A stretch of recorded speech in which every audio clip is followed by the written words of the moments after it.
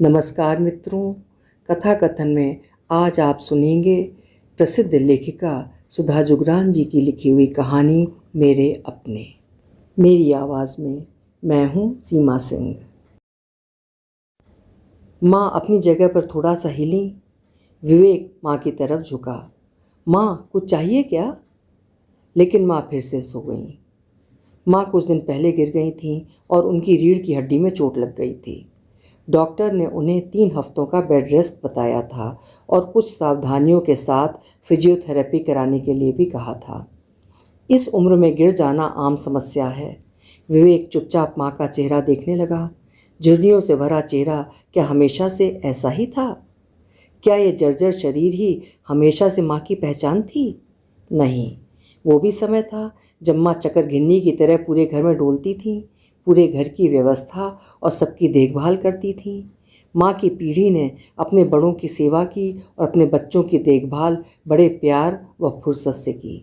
लेकिन उसकी खुद की पीढ़ी के पास न बड़ों के लिए समय है और ना ही अपने बच्चों के लिए।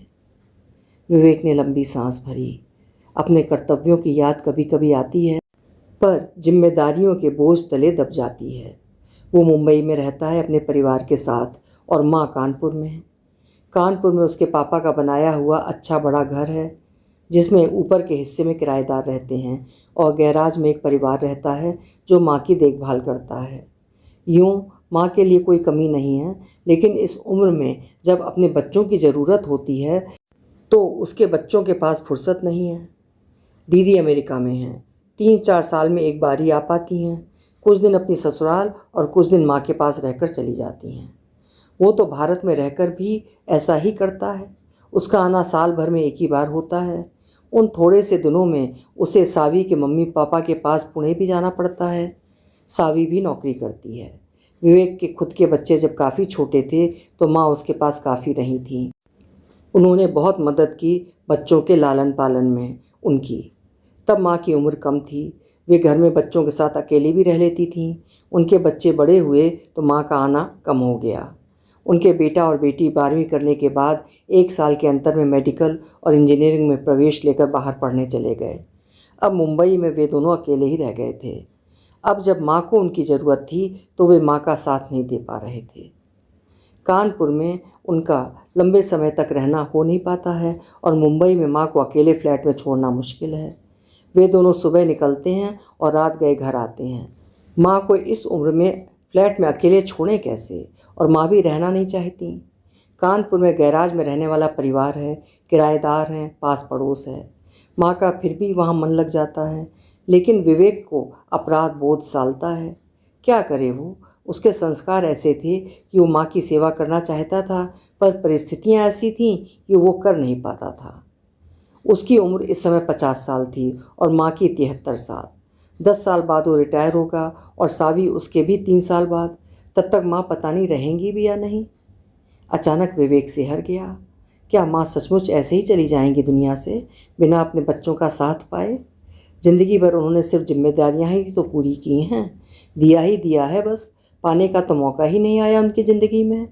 पिता तो माँ के सामने चले गए, इसलिए अकेलापन उन्होंने नहीं भुगता। लेकिन माँ, वे तो भरा पूरा परिवार होते हुए भी अकेलेपन का दर्द झेल रही हैं। कैसे रहती होंगी अकेली? गैराज में रहने वाला परिवार भी साल में एक बार तो अपने गांव जाता ही है, तो कुछ दिन माँ को अकेले रहना पड़ता है। वैसे भी घर के अंदर तो वे अकेले ही रहती हैं। विवेक अपनी ही सोच में डूबा हुआ था। तभी आसमानी बिजली जोर से कड़की और घर की बिजली चली गई। इन्वर्टर शायद ख़राब पड़ा होगा।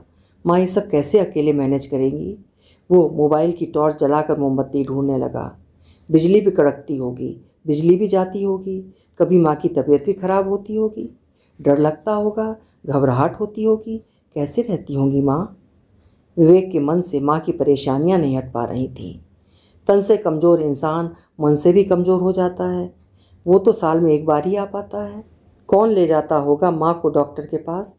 दूर रहकर उसने माँ की इन छोटी छोटी परेशानियों के बारे में कभी नहीं सोचा। मोमबत्ती नहीं मिली। उसने खिड़की से सोबती को आवाज़ दी। सोबती अंधेरे में रास्ता टटोलती हुई अंदर आ गई। तभी माँ की क्षीण सी आवाज़ सुनाई दी। वो तेज़ी से बेडरूम की तरफ दौड़ा। माँ के हाथ में मोमबत्ती और माचिस थी। मोमबत्ती और माचिस उनकी साइड टेबल के दराज में थी। माँ ने हाथ बढ़ाकर दोनों चीज़ें निकाल लीं। उसे सुखद आश्चर्य हुआ। इस उम्र में जीवन जीने का तरीका माँ ने किस तरह ढूंढ रखा था। उसने माँ से मोमबत्ती और माचिस लेकर मोमबत्ती जला दी। माँ ने मोमबत्ती का स्टैंड भी अपने साइड में रखा हुआ था। माँ, मैं तो कुछ ढूंढ ही नहीं पाया और आपने बिस्तर पर लेटे लेटे सब ढूंढ लिया। वो तनिक मुस्कुराते हुए बोला। माँ के पीड़ायुक्त चेहरे पर भी क्षीण सी मुस्कुराहट छा गई। हाँ बेटा, अकेले रहने के कारण कई तरह की व्यवस्था रखनी पड़ती है। मेरी साइड टेबल के दराज खोल कर देख। विवेक ने दराज खोली तो उसमें विक्स से लेकर दर्द निवारक दवा व टॉर्च आदि सब कुछ था। बुखार से लेकर पेट दर्द व चक्कर आने तक की दवाएं उपलब्ध थीं। खुशी हुई सारी व्यवस्था देखकर। वो हंस पड़ा। माँ, आपने तो छोटी मोटी केमिस्ट शॉप खोली हुई है घर में। इतनी व्यवस्था तो मुंबई में हमारे घर में नहीं रहती। ज़रूरत पड़ने पर बाजार दौड़ना पड़ता है। सब करोगे बेटा, जिस दिन उम्र के इस पड़ाव से गुजरोगे उस दिन सब तरह की व्यवस्था करोगे। ज़रूरत इंसान को सब सिखा देती है। माँ के चेहरे पर अनायास गहन उदासी छा गई। माँ के दिल का अंधेरा उसके दिल को भी दूर तक अंधेरा कर गया। वो सोच में पड़ गया, एक दिन इस पड़ाव से हमें भी गुजरना ही है। कोई भी हो सकता है, हम दोनों में से, मैं या सावी।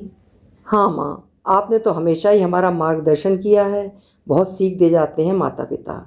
एकाएक विवेक का स्वर संजीदा हो गया। माँ, मुझे अच्छा नहीं लगता आप यहाँ पर अकेली रहती हैं। क्या यहाँ कोई लड़की नहीं मिल सकती जो मुंबई में फ्लैट में आपके साथ रह ले, तो दिन भर आप अकेली नहीं रहेंगी और हम साथ में रह पाएंगे। आप यहाँ अकेली रहती हैं तो मुझे अच्छा नहीं लगता। माँ ने प्यार से उसके चेहरे की तरफ देखा। नहीं रे, तू दिल में कोई अपराध बोध मत रखा कर। मैं क्या तेरे चेहरे को नहीं पढ़ पाती हूँ? मुझे अपने बच्चों पर पूरा विश्वास है। कर ना पाना और करना ही न चाहना, दोनों में बातें अलग हैं। अपने बच्चों के प्यार पर ही तो विश्वास है जिससे मैं यहाँ अकेले रह भी पाती हूँ। जिस दिन बिस्तर से नहीं उठ पाऊँगी उस दिन तुम्हें ही तो करना है। कहाँ मिलेगी लड़की और कौन भेजेगा उसे इतनी दूर मुंबई? फिर 2 बेडरूम का छोटा सा फ्लैट, अभी तो यहीं ठीक हूँ। पर माँ, अकेले में देखो गिर गई, ऐसी ही चिंता रहती है आपकी। दुर्घटना तो कहीं भी हो सकती है बेटा। फिर तू आ तो गया मेरी तकलीफ़ में। पर माँ, 3 दिन आ पाया ना। आप ठीक हो जाओ तब मेरे साथ चलो, कुछ ना कुछ इंतजाम हो जाएगा। मेरा मन हमेशा यहीं लगा रहता है। अच्छा, अभी तू कुछ दिन रह तो सही। मुश्किल से तो आ पाया है, परेशान मत हो, इस बारे में बाद में बात करेंगे। माँ ने बात टाल दी और आंखें मूंद लीं। उनके चेहरे पर अभी तकलीफ़ के भाव थे। विवेक ने भी इस समय उन्हें ज़्यादा छेड़ना उचित नहीं समझा। तभी बिजली आ गई। वो लॉबी में आकर टीवी देखने लगा। सोबती ने खाना बनाया तो उसने माँ को अपने हाथ से खिलाया। सोबती बगल में खड़ी रही। साल भर का प्यार एक साथ देना चाहता है पगले, तू चला जाएगा तो कौन खिलाएगा? माँ हंसकर बोली। जा सोबती, भैया का खाना यहीं ले आ, माँ बेटा साथ में खाएंगे। माँ बेटा दोनों ने साथ में खाना खाया। खाना खाकर विवेक माँ की बगल में ही सो गया। सुबह चिड़ियों के चहचहाहट से नींद खुल गई। उसने पलटकर माँ की तरफ देखा। माँ उठी हुई थीं, लेटी हुई चुपचाप धीमी आवाज़ में मधुर संगीत का आनंद ले रही थीं। माँ, ये गीत किसने लगाए हैं? वो बिस्तर से उठते हुए बोला। माँ ने चौंक कर उसकी तरफ देखा। उठ गया तू? सोबती ने लगाए हैं बेटा। सुबह जब वो अंदर आती है तो मेरे मोबाइल पर गीत लगा देती है। आजा, चाय पी ले, सोबती रख गई है केतली में, अपनी भी डाल ले और मेरी भी। उसने उठकर चाय कपों में डाली। माँ बेटा दोनों चाय पीने लगे। सोबती ने खिड़की पर से पर्दे सरका दिए थे। बाहर माँ की बनाई छोटी सी क्यारी में राई पालक से लेकर सब कुछ उग रहा था। कंक्रीट के जंगल में रहने वाले विवेक के लिए ये बहुत ही खुशनुमा पल था, चाय पीते हुए बाहर की हरियाली देखना। विवेक की नज़रों का पीछा करते हुए माँ बोली, माली करता है ये सब। तेरे पापा को किचन गार्डन का बहुत शौक़ था, इसलिए अभी तक देखभाल करवाती हूँ। हाँ माँ, बहुत अच्छा किया आपने। आज तो मेरा मन भी अपने हाथों से हरा धनिया और राई तोड़ने का हो रहा है। एकाएक वो चपल मन से पीछे का दरवाज़ा खोलकर बाहर चला आया। थोड़ी राई और धनिया तोड़ लाया। पैर मिट्टी से सन गए थे। बाहर नल से धोकर गीले पैर के साथ कमरे में आ गया। माँ ने देखा तो बोली, तेरी बचपन की आदत नहीं गई ना? गीले पैरों से पूरा घर गंदा करता है। पैरों की तरफ गद्दे के नीचे पुराने कपड़े के टुकड़े रखे हैं, पोंछ ले। उसने नीचे की तरफ से गद्दा पलटा। वहाँ पर कपड़े के कई साफ़ सुथरे टुकड़े रखे थे। माँ की सारी दुनिया उनके आसपास बसी थी। सुबह के नित्य कर्म से निपट कर वो आया। इधर सोबती ने माँ को स्पंज करके कपड़े बदल कर तैयार कर दिया। नाश्ता भी विवेक ने माँ के बगल में बैठकर किया। हर संभव प्रयत्न कर वो माँ को अपने हाथ से दवा और खाना वगैरह खिला रहा था। तभी घर के बाहर कुछ चहल पहल हुई। 5-7 औरतें अंदर आ गईं। उनमें कुछ माँ की उम्र की, कुछ बड़ी व कुछ छोटी भी थीं। वे सीधे माँ के बेडरूम की तरफ चली गईं। पल भर में जैसे पूरा घर बातों की चहचहाहट से भर गया। माँ की हंसी की आवाज़ भी आ रही थी। सोबती ने उन्हें चाय बनाकर पिलाई। कौन है ये सोबती सब? विवेक ने सोबती से पूछा। अम्मा जी की पड़ोसी हैं और सहेलियाँ भी, वो मुस्कुराकर बोली। उस दिन अस्पताल यही लेकर गई थी अम्मा जी को। थोड़ी देर में माँ की सहेलियाँ चली गईं। वो माँ के कमरे में चला आया। माँ के चेहरे पर स्निग्ध मुस्कान थी, पीड़ा की रेखाएं गायब थीं। माँ, आप तो अपनी सहेलियों के साथ बहुत खुश थीं, खूब हंस रही थी उनके साथ, उसने माँ को छेड़ा। हाँ बेटा, तू आया है ना, तो आजकल वे नहीं आ रही हैं, वरना रोज़ ही आ रही थीं। कोई ना कोई मेरी देखभाल करती थी जब से चोट लगी है। उसे लगा माँ को उसकी खास ज़रूरत नहीं है। उनकी दुनिया में बहुत कुछ है उनकी खुशी और संतुष्टि के लिए। वो माँ के करीब बैठ गया, उनका हाथ अपने हाथ में लेकर सहलाने लगा। माँ, आपके बच्चों के अलावा यहाँ सब कुछ है आपके पास, वो सुखद आश्चर्य से बोला। वही तो सबसे बड़ी कमी है बेटा, तुम लोगों की बहुत याद आती है। फिर हमारे पास क्यों नहीं चलकर रहती? कभी मेरे पास रहो, कभी दीदी के पास चली जाओ, मन लगा रहेगा आपका। माँ गंभीरता से मुस्कुरा गई। इस सब को छोड़कर भी तो नहीं रह सकती ना बेटा। सोबती की बेटी है जिसकी मैं पढ़ाई का खर्चा उठाती हूँ, 12वीं कर रही है वो। मेरा हर काम करने को तैयार रहती है। सोबती का पति मेरा सारा बैंक का काम कर देता है, कार भी ड्राइव कर लेता है, इसीलिए तो कार रखी हुई है, वरना तो कब की बेच देती। तुम लोग आते हो तो तुम्हें भी सुविधा हो जाती है। पर माँ, आप हमारे पास रहेंगी तो इस सब की ज़रूरत ही नहीं रहेगी। सोबती की बेटी की मदद तो आप वहाँ से भी कर सकती हैं। लेकिन ये तो सोचो ना बेटा कि तुम्हारे आने के लिए भी तो एक घर है, कहाँ जाओगे और कौन इंतज़ार करेगा तुम्हारा? मेरे बच्चे जब आते हैं तो मेरे लिए वे सबसे खुशी के दिन होते हैं, और तुम्हें भी खुशी होती है कि माँ के पास जा रहे हैं। जिस दिन इस ज़िंदगी के लायक नहीं रहूँगी, इतनी अशक्त हो जाऊँगी, उस दिन तुम ही करोगे, तुम ही संभालोगे मुझे। लेकिन अभी तो मुझे सार्थक जीवन जीने दो बेटा। जब तक हो सकेगा हाशिए पर नहीं आना चाहती मैं। माँ का स्वर आर्द्र हो गया। वो अपलक माँ का चेहरा देखने लगा। वो आत्मनिर्भरता और आत्मगौरव से चमक रहा था। उसे संतोष हुआ और उसने समझ लिया कि माँ को जितना दयनीय और मजबूर समझ रहा था वैसा कुछ भी नहीं है। माँ की ज़िंदगी में व्यवधान करना गलत होगा। माँ खुश हैं, उनको अपना जीवन सार्थक लग रहा है। क्या हुआ बेटा?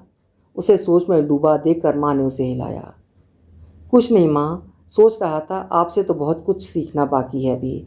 हमेशा ही सीखा है आपसे। आप तो दूसरे बुज़ुर्गों के लिए भी उदाहरण हैं।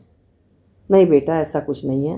बस मुझे मालूम है कि मेरे बच्चों का प्यार मेरे साथ है। वे मेरी चिंता करते हैं और जब मुझे ज़रूरत होगी तो वे मेरे पास होंगे। बस यही मेरी मानसिक मजबूती मुझे हमेशा खुश और संतुष्ट रहने की प्रेरणा देती है। तेरी छुट्टियां कब तक हैं? काम का नुकसान हो रहा होगा तेरा। नहीं माँ, कोई दिक्कत नहीं, आप ठीक हो जाओ तो मैं चला जाऊँगा। फिर सावी आ जाएगी कुछ दिनों के लिए। उसने प्यार से माँ का सिर सहलाया। माँ बेटे दोनों ने एक दूसरे को पूर्ण संतुष्टि से निहारा। बच्चे शरीर से भले ही उनसे दूर थे, पर दिल से उनके पास थे। अभी आप सुन रहे थे सुधा जुगरान जी की लिखी हुई एक खूबसूरत सी कहानी, मेरे अपने। आशा है कहानी आपको भी सुखद लगी होगी। अच्छी लगी हो तो कहानी को लाइक करिएगा और चैनल भी सब्सक्राइब कर लीजिएगा। कल फिर मिलते हैं। नमस्कार।